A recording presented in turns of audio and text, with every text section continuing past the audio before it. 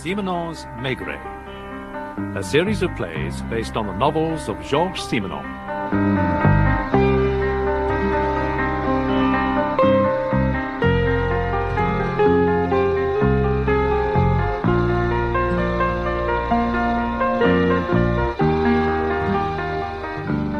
I would never have thought it, Jules. Thought what, George?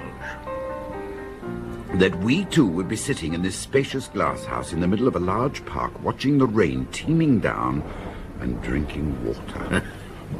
All this stuff is good for our livers, George. Years of misuse. That's your diagnosis, remember. Vichy. No doctor sent me here. I'm perfectly well, fit as a fiddle. Well, we both came of our own free wills. You must give it time. And in a few days, you'll feel a different person. I already feel very different, believe me. Unwell and foul-tempered. You must accept your situation, Georges, and drink up. When I first came here over 10 years ago... Yes, I know. You were far from well, and a doctor sent you.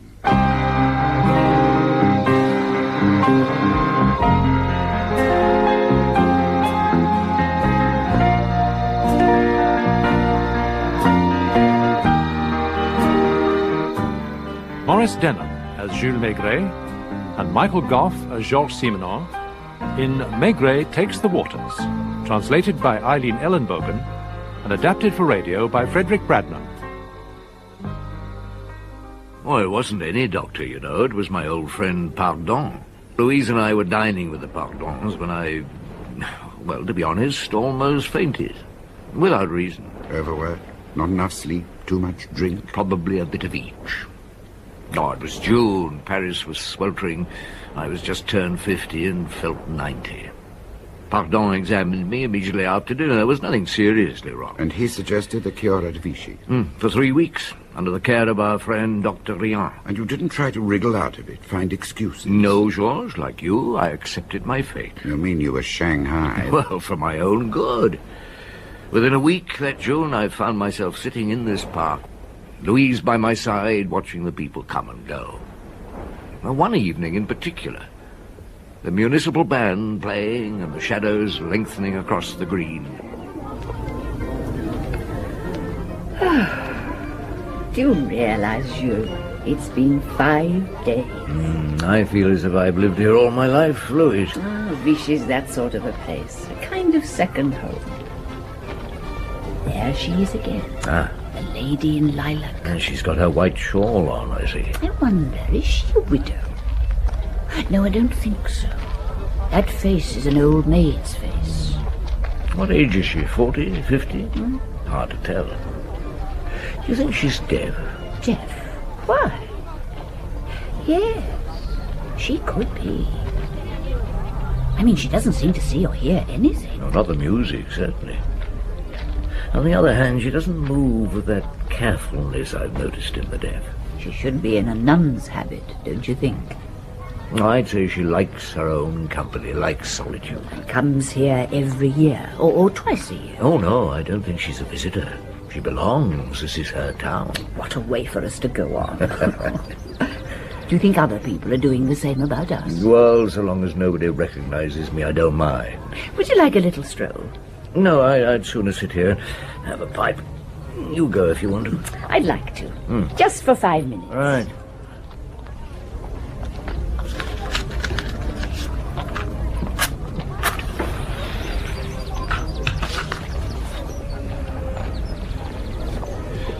You're going to be all right, Jules. Thought you were at the beginning of the end, didn't you, damned idiot? What did Dr. Rion say? ERS perfect. Cholesterol a little on the high side. Nothing we can't deal with. No need to worry about uric acid. Blood count could scarcely be better. Treatment? I want you to alternate between 2 springs, Chamel and Grand Gris. I've written down what you should take and your diet. There's nothing wrong with you, but a thorough clean-out won't cure. There goes Our Lady of the Lilacs. Nobody in the world but her. And there's Louise. We passed each other. Louise smiles. Lilac lady doesn't register. That walk, so prim and so infallible, never a foot wrong. I smiled at her. Did you see? Yes, I did.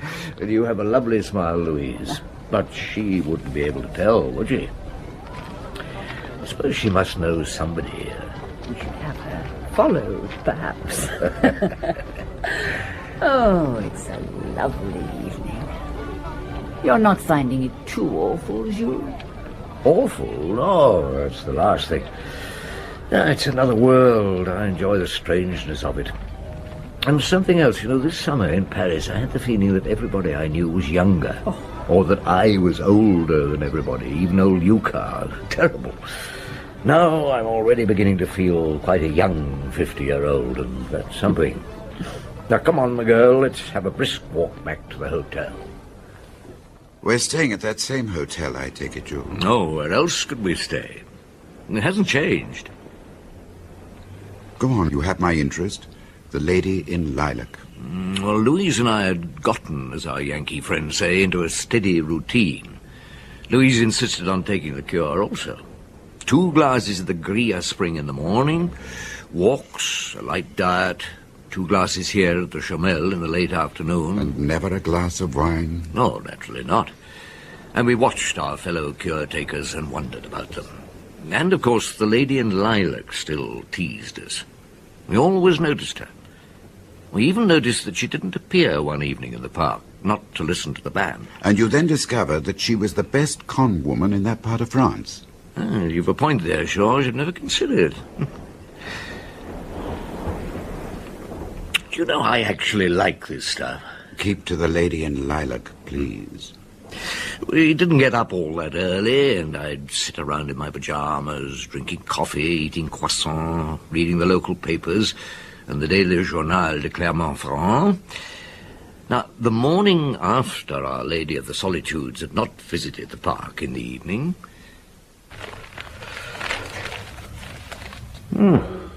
Good grief. I'll be damned.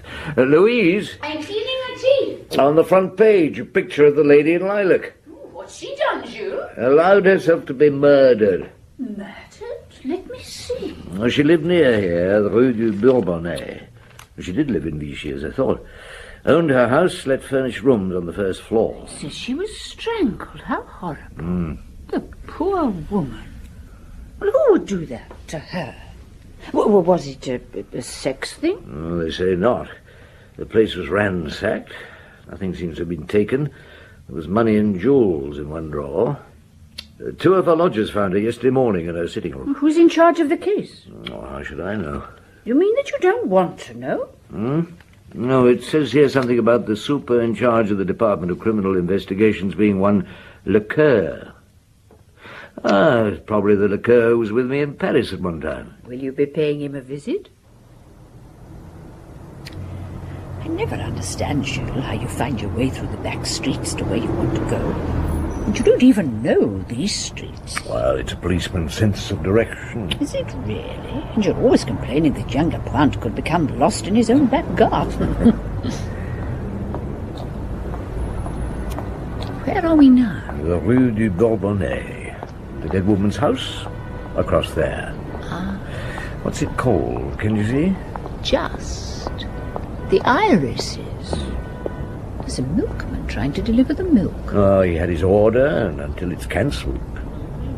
The irises, not the lilacs. A pretty house. Chief Inspector Maigret. Yes? Sir, Divisional Inspector Lecoeur sends his compliments and asks you to join him at the scene of the crime. Where shall I wait for you, Jules? Well, the usual place at the spring. I won't be long. All right, young man, lead on.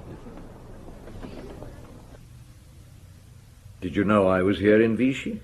The Vichy police picked up your name on the hotel registration form, and of course they've seen you around in general with Madame Maigret. I do hope she's well. Oh, she's fine, and waiting for me. I'm the one here for the cure. Yes, I guess so, Chief. But I wondered if you'd be interested. It's not a run-of-the-mill murder. Nor is there such a thing. All right, Lecoeur, my old friend, who was she? Hélène Lange, unmarried, 47, born at Massy, near La Rochelle. Mother and father dead, but I've discovered she had a younger sister, Francine Lange. Unmarried, owns a hairdressing establishment in La Rochelle. She's been in Mallorca on holiday. I got hold of her, and she's on her way here. This room, the dead woman's parlour, I take it? Yes, Chief. The photographs are of her. Yes, so I see. Only of her. Not a single shot of anybody else. She alone. Yes, I hadn't noticed. 'Tis odd. What do you know about the murder?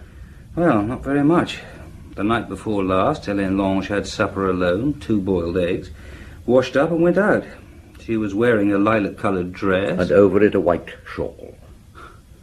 Yes, that's so. How do you know, Chief? Well, my wife and I saw her sitting in the Chamel Park the night before last, about 9:30. She was alone. Well, she was always alone. That sounds as if you knew her. Well, Louise and I had noticed her, the lady in lilac, we called her. Very solitary lady, and I suspect rather out of the ordinary. She had a way of walking as if there wasn't a soul within 10 metres of her. Yeah, but do go on, Lecoeur, it's your case. Well, there's a couple from Grenoble have 1 bedroom on the first floor, the Maleskis. Madame Virvo has the other. She's 60-odd and very self-important, a duchess in disguise. Well, the Maleskis are very nice. They stay here every year for a few weeks. Well, the night of the murder, they were at the cinema, got back about 11:30. Hélène Lange's shutters were closed, as usual, but they noticed that the light was on in her living room. Did they hear anything? Well, Malesky not. His wife thought she heard a murmur of voices, but she's not sure. Well, they went to bed and slept undisturbed. The Dowager Duchess was out playing bridge. She walked home, and she swears that as she came round the corner, she almost bumped into a man hurrying away. Well, he put his hand over his face to avoid being recognized, according to our witness, and was very tall and powerfully built, with a chest like a gorilla. What do you think? Well, she knew about the murder when I spoke to her. She could have a vivid imagination, but, no, I don't think she invented the man. Endowed a hurrying home passer-by with a dramatic quality, eh? Still, stranger chances have occurred. And when she arrived at the Irises? Oh, all the lights were out and there wasn't a sound. Madame Virvo went to bed in a state of shock. One doesn't bump into a giant rushing away from the scene of the crime every day, does one, Chief? No. Who found the body? Well, the Maleskis called the police when they found the dead woman's room shut up and not a sound. And they had to break in. The key to the living room door was missing. The other rooms were locked from the inside. They found her in this room. You've read the newspaper reports, I take it? Yes. Strangled. Not touched otherwise. Nothing taken in the house, but everything turned upside down. I wonder what he was looking for. She lived here for long? Yeah, 9 years. She bought the house then. I've been in touch with a lawyer. She paid for the place with cash. A small suitcase of notes. He's never known it happen before or since. Did she have a bank account? No, I mean, not then. Yes, with the Crédit Lyonnais. A young Dissel has just got back from there. Come and tell the chief what you found out, Dissel. Yes, Inspector. Shall I come in? Well, it would save us straining our ears. Yes. She was worth just over 500,000 francs, Chief. She was a rich woman. Rich and single. Tell me, Dissel, did she pay money into her account regularly? Well, Chief, not on a set day. But she paid in a basic 5,000 francs a month, the manager told me. And during the season, when there was money coming in from her lodgers, a few thousand more some months. The 5,000 francs, was that in cash? In cash, Chief. Okay, thank you, Dissel. Thank you, my boy. Yes, always in cash. The postman tells me she received very little post. Nothing, really, except circulars and bills. Thank you, Chief. And the neighbours say she never had a visitor. Oh, they'd know, wouldn't they, in a street like this? Well, the Maleskis have stayed here for a few years now, but as they say, they know nothing of her. They've only ever been in this room, her part of the house, once, for 2 minutes. It adds up. Solitary and secretive, Lecoeur. And who killed such a woman, and why? And who gave her the money? Did she ever leave Vichy? Yes, she did, so it seems, for a day or two at a time each month. Once again, at different times. Do you know how she travelled? No, not for sure. But the couple next door say she was collected by a taxi, so it'll be easy enough to find out. If she went by train, I think it'd be worth your time to find out where she went. And when she got back, did she pay money into the bank? Yes, I'll do that, Chief. Could it be blackmail, do you think? perhaps she was paid to be solitary and silent. Now, I must be on my way. I'm late for my first class as it is. I waited for you to arrive, Jules, before I took my first glass. Didn't seem right without you. After all, it is your cure. It is my cure, but thank heavens it isn't my case. Is it difficult? Probably unsolvable. The sister should help when she arrives. What I ask myself is, why did she come to Vichy? Why not Vichy? Well, why not the town near her home village, La Rochelle? Her sister is there. Why Vichy? Well, Jules, one can quite easily get lost in the crowd here. Yes, you're right. It's obvious if you come to think of it. Now, this town virtually changes its population about every 3 weeks. In any other town of this size, she would be known, certainly after all the years she's been here, by all and their uncles. But here... One would take her for just another visitor. Her neighbours, it seems, know little about her. But her neighbours will be busy finding out about their guests, talking about the latest batch of visitors.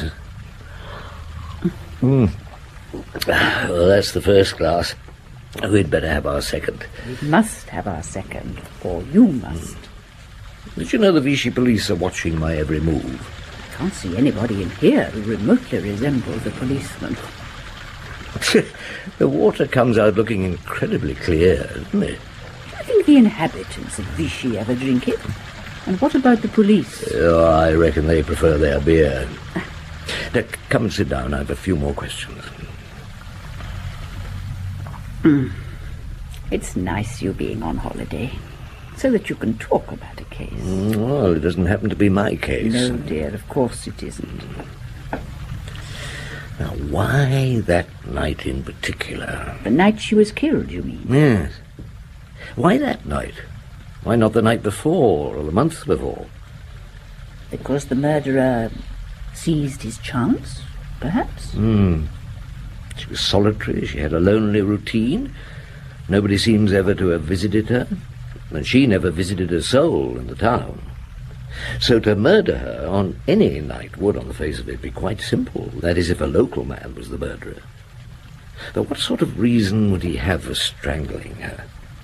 And what was he looking for? Why that night in particular? Perhaps it was somebody only in Vichy on that night. A visitor. Good. Let's see it like this. Since we've been here, we've been noticing the same people 2 or 3 times a day, in this place, in the parks, where the band plays, and so on. That's true. Some of them I feel I've known for years by sight. Good. Now, this is our first visit. It'll probably be our last. But, Louise, if we were to come back next year at the same time, we'd probably recognize quite a few faces from this first visit, including the lady in lilac, if she hadn't met her with her death. Well, that's true, too, Jules. What are you trying to say? That there's somebody else in Vichy for the first time, like ourselves, going through the same routine, going to the same places. And like us, he must have seen Elaine Lange once or twice. And he recognized her, you mean? He hadn't seen her for years. It took time, maybe, until he was sure, but there was something he wanted to talk to her about, something from the past. You said her sisters expected. She'd know about the poor woman's past, wouldn't she? Some of it, anyway. Of course, one can narrow down the suspects in Vichy at this time to a few hundred. Can one? I'm not going to guess, Jules. Well, according to the official brochure, people pour in for the cure at the rate of 30,000 a month at this time of the year. And about 1/3 of them are here for the first time. 10,000. And Jules, of that 10,000, there must be over half that are women. Could a woman have strangled her? No, it was a strong man. Right, 5,000 men. Now, I'd say, from what I've seen these last days, that at least 75% of the men here are too old or too feeble or too sick to strangle a sparrow. So that leaves us with 1,250. Well, that's still an awful lot, Jules. I'll tell poor Lecoeur. 1,250 suspects. So all he has to do is to eliminate those with foolproof alibis, and the rest is easy. Oh, he's probably thinking the same way himself. The sister may help, but not if she's like the dead woman, that's for sure. Well, yeah. Have you drunk up? Yes. Time for our walk back to the hotel. A light lunch, and you will have your afternoon nap. Oh, I don't actually sleep, you know. I only relax and doze a bit.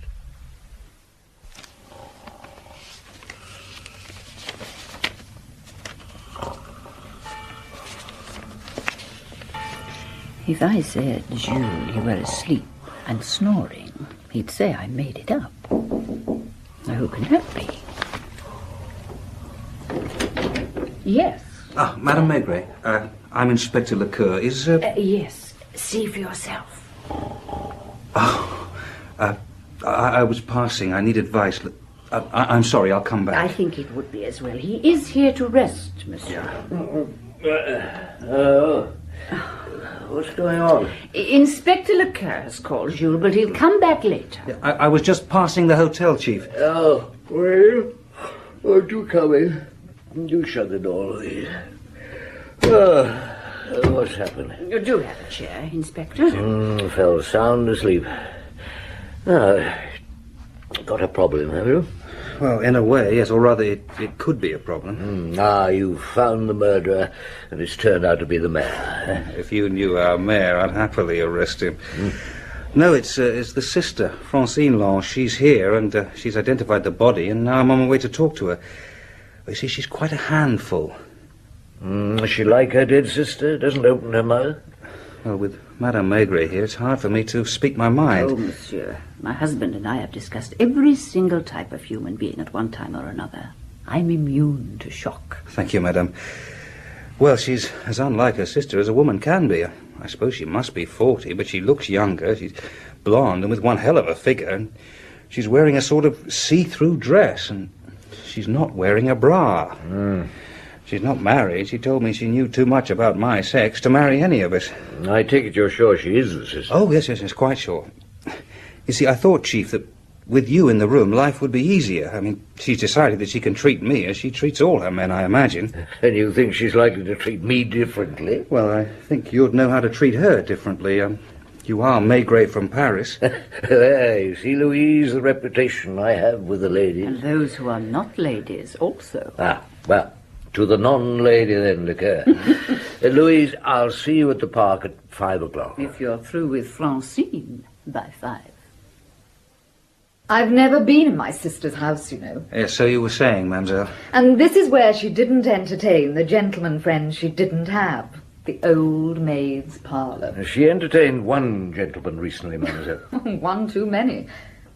Do you think I killed my sister?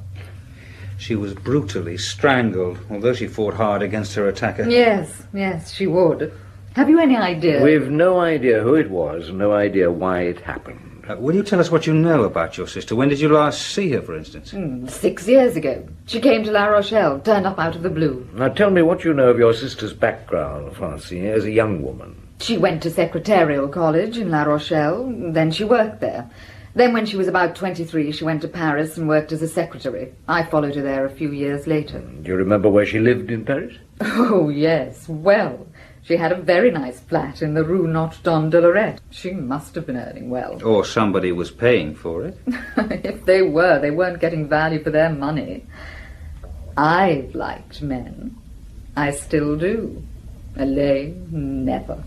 I don't think there was ever a man in her life. And yet I take it you got on well enough.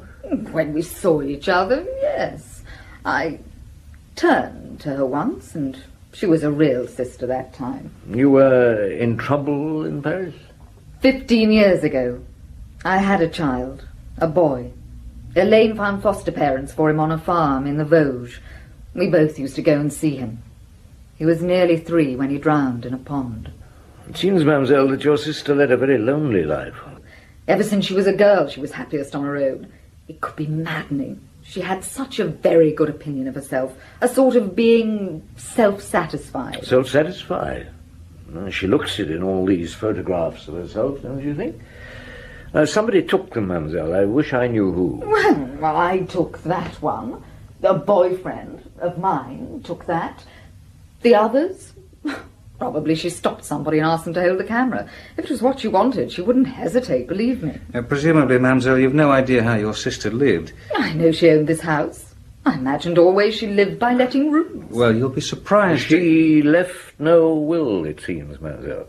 You were therefore her sole heir. Yes. Yes, I would be. Let me know, will you, when I can bury her? The sooner I can get away from this dump, the better.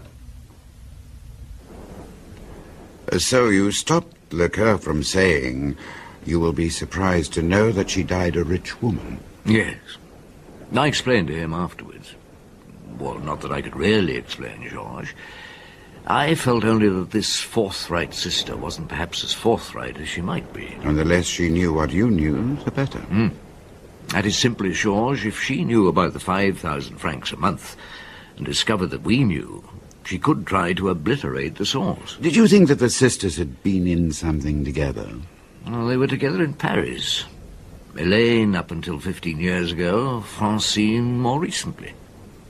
There was a gap in Elaine's life, by the way, between Paris and Vichy. But in Paris, she had a nice flat in a smart district, on a secretary's salary. Oh, never. Perhaps the answer lies in the past. Find out about Paris and you begin to put the thing together. Well, we were lucky, or Lecoeur was. The police found that the concierge where Elaine once had her flat was still there. And she recalled that Elaine had a gentleman caller. He was then, she thought, about 40, heavily built, expensive clothes, well-groomed, and drove a large black American car. He called a couple of times a week, left around midnight, and they sometimes went off at weekends.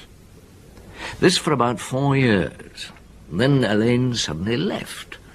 She would have been 32 when she left Paris. 15 years ago, when Francine had her boy child. Lecoeur still had a lot of work to do. Louise was becoming somewhat sardonic about my cure, suggesting that perhaps I should go back to Paris, as it'd be more restful. And the papers were having quite a time. And look at this picture of you. Maigret Takes the Waters. You look as if you'd taken more than just water. Well, let me see. No. Yes. Well, I haven't had a drink for weeks. We should leave for our afternoon drink of water in half an hour. So that is Francine Lange. I do see what you mean. Mademoiselle Francine, whose sister was recently... Lecoeur should have seen to it that she wasn't mentioned in the press. Why? Because she looks like a tart? No, Louise, because the murder is still in Vichy in all probability. And if Francine knows more than she pretends to know... Yes. I never thought. The man's still about. She could be in danger. Or she should have thought. She didn't. Come in. Giselle, come in and shut the door. Thank you, Chief. Inspector Lecoeur asked me to let you know the places that the dead woman visited over the last year. Oh, good. Far away. But before you do, I'll leave you. I'm just going down to the chemist, and when I get back, monsieur, we must leave for the Springs. Very well, madame. Well, now, how did she travel? By train. The station booking chaps can't remember all the names, but some places stuck in their minds. Strasbourg, Brest, Dieppe, Carcassonne, which meant changing trains 3 times. Lyon was about the nearest town. Paris? Never Paris. The last trip the clerks remember was on the day of some big horse race. June the 11th to Reims. And has the inspector checked with the bank account? Mademoiselle Lange paid 5,000 francs into her account on June the 13th. Ah, that fits, doesn't it? Probably stayed the night, back on the 12th, straight to the bank on the 13th. Thank you, Giselle. Thank you, Chief. Oh, when is the funeral? Tomorrow morning. The inspector will have a number of us at the cemetery. That was certainly a quiet funeral, Jules. The quietest. Yes, the lodgers, 1 neighbour, Francine, 2 reporters, and about 30 police in various parts of the cemetery. The sister. She looked very subdued. Something's happened to her. Walk on gently, Louise. I want a few words with the lady. All right. Don't be too long, though. Mademoiselle, my wife and I came to pay our respects. Thank you. I'm glad it's over. I'll leave this town this afternoon. So soon? What has happened, Francine? Nothing. I've just had enough.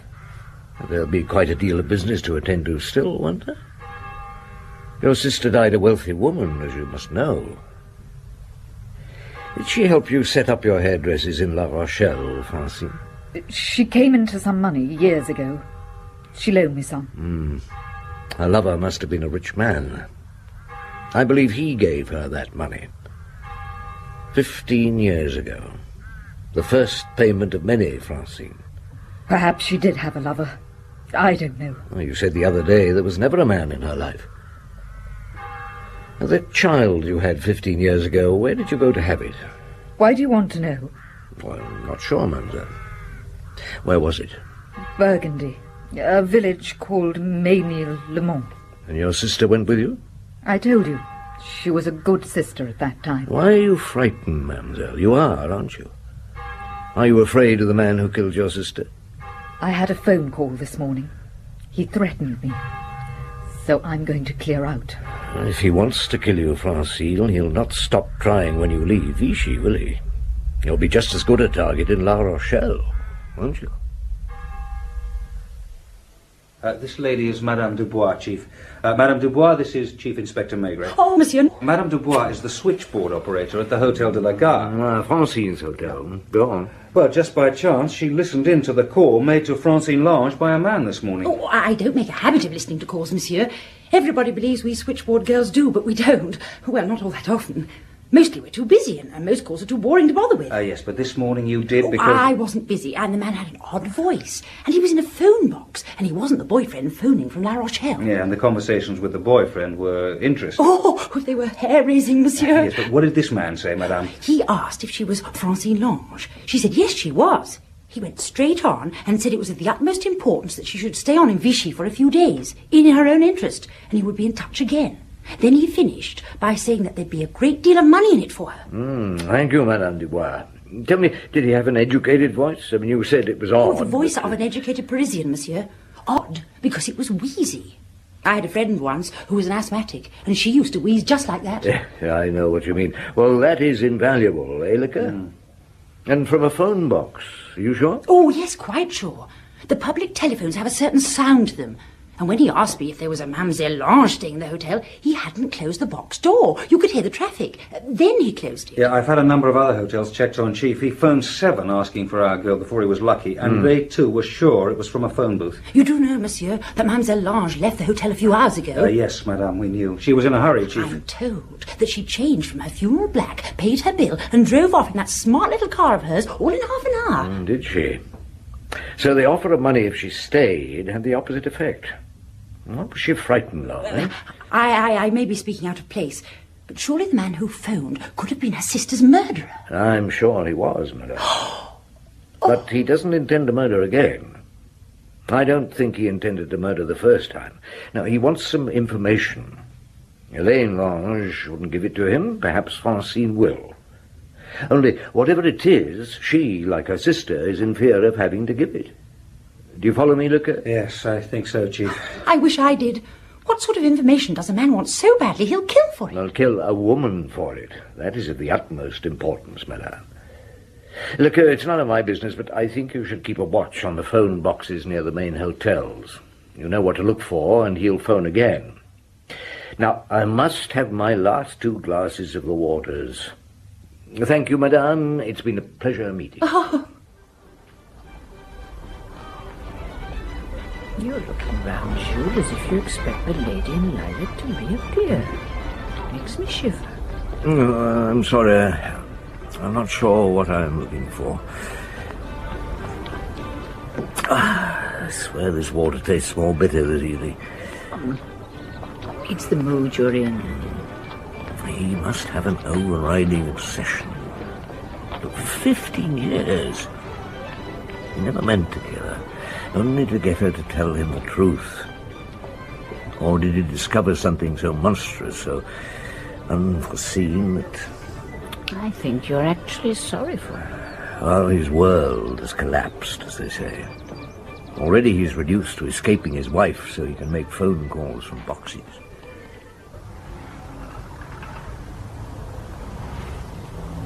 Hello? Here's somebody leaving the hotel. Big chap. Expensive suit. In a hurry.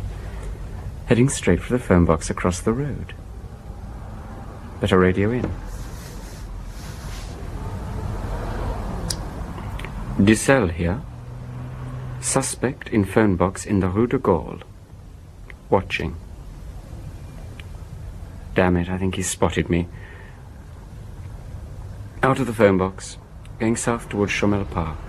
Not hurrying anymore. What's he up to?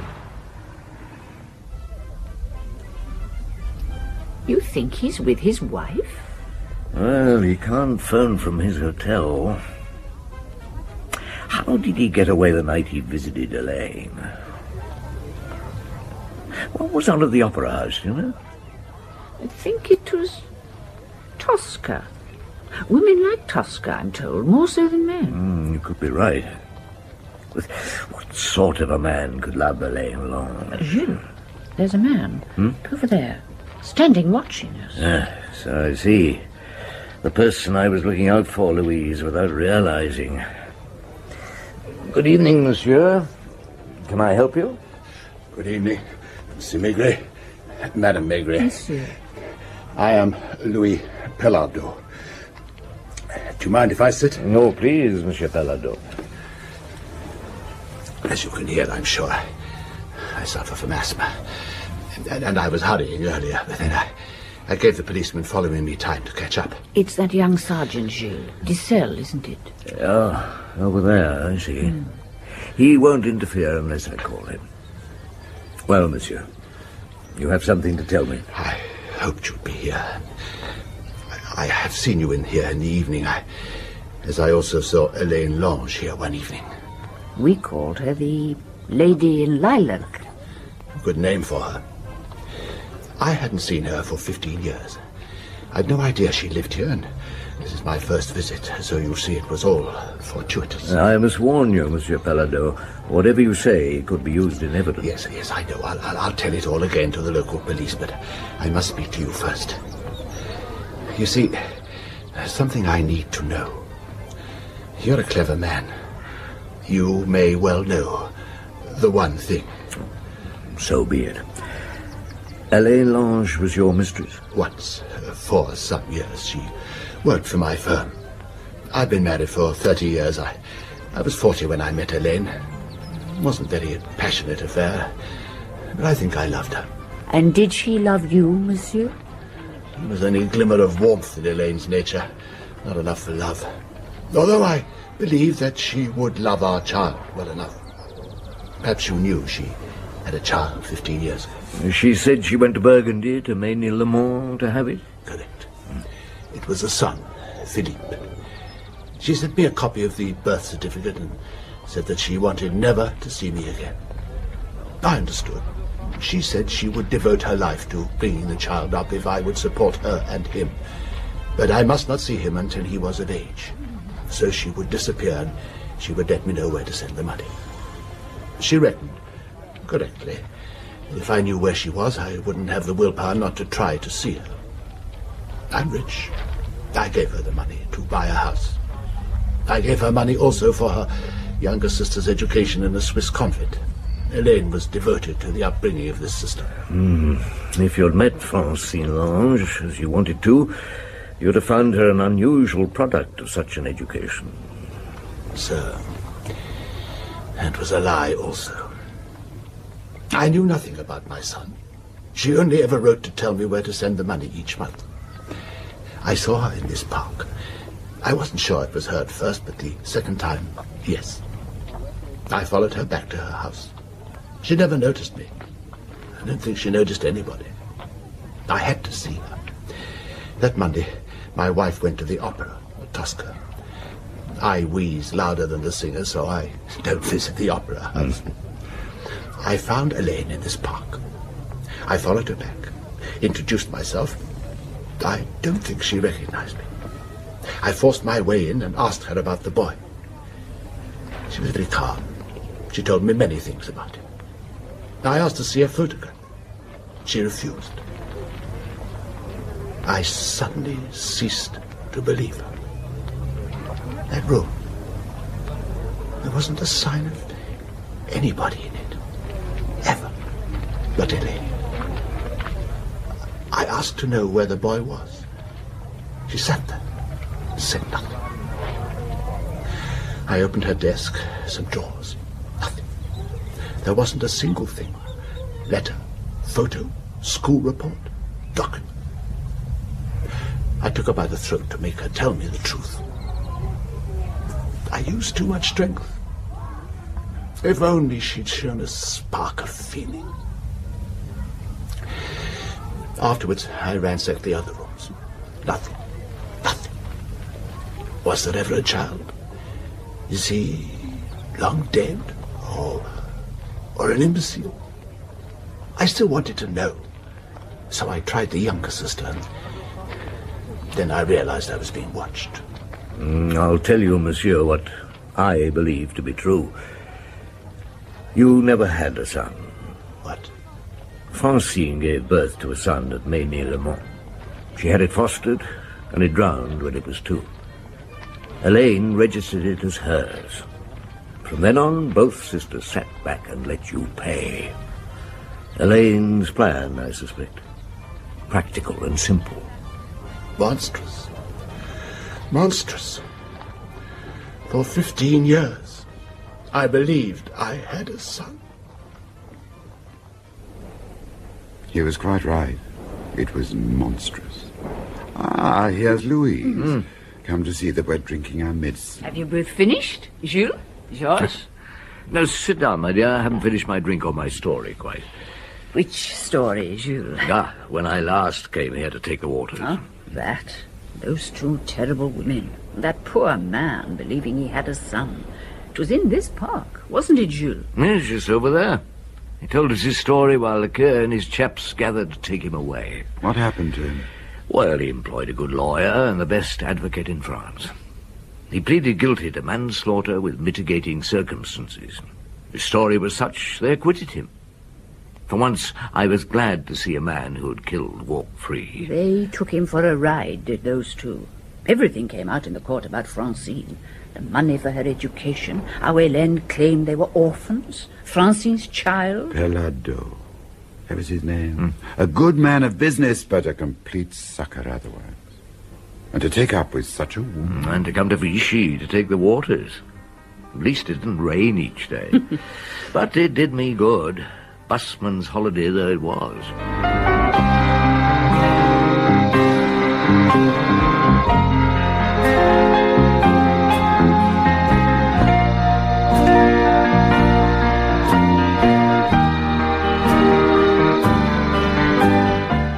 In Maigret Takes the Waters by Georges Simenon, translated by Eileen Ellenbogen and adapted for radio by Frederick Bradnam, Maigret was played by Maurice Denham and Simenon by Michael Goff. Louise Maigret, Irene Sutcliffe, Inspector Lecoeur, Rod Beecham, Sergeant Dissel, Malcolm Edwards, Louis Pellardeau, Richard Caldicott, Francine Lange, Diana Eden, and Madame Dubois, Shirley Dixon. The play was produced and directed by Christopher Venning.